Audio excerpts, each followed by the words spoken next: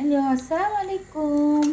সহজভাবে আপনাদের একদম সিম্পল রেসিপি দেখাবো ঘরে কিছু ছোট্টখাট্ট ইনগ্রিডিয়েন্টস দিয়ে। যদি ঘরে বেরেস্তা থাকে, সামান্য একটু বেরেস্তা,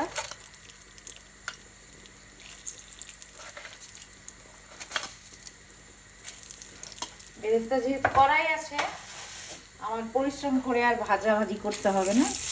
একটু সাথে করবো, জাস্ট সাথে, অনলি সাথে, নো মোর হ্যাজেল। দিয়ে দিব টমেটো। আর আমি অফ ক্যামেরায় আগেই একটু হলুদ মরিচ দিয়ে ম্যারিনেট করে রাখছি যাতে লবণটা ঢোকে। দিয়ে দিব 1 চামচ ধনিয়ার গুঁড়া,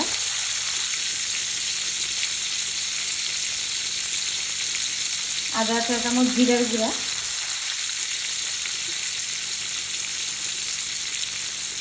সামান্য একটু হলুদ, যেহেতু আমি হলুদ খুবই কম খাই।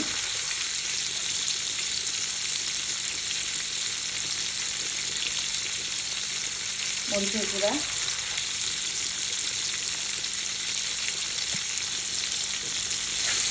নাড়াচাড়া করবো।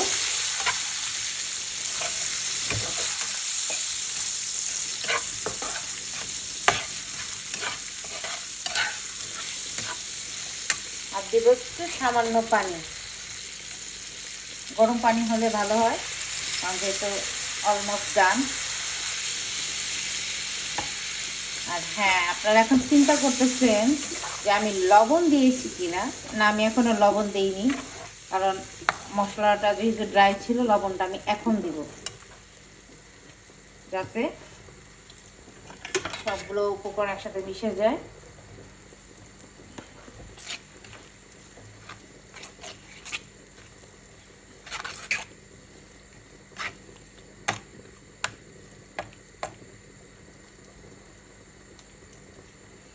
আর এখন যেটা করব সেটা হলো আমি মাছগুলো ভাজবো না,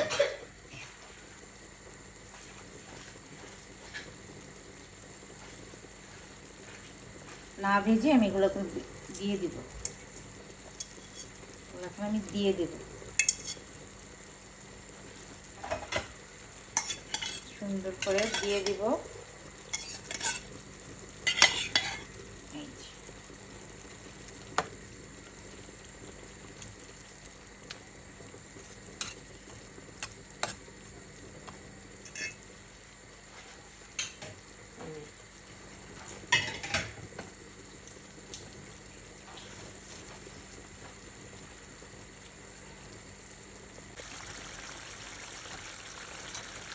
নামানোর আগে একটু কাঁচামরিচ দিয়ে দিব, আর বেশ খানিকটা দিব সেই ভাজা বেরেস্তা।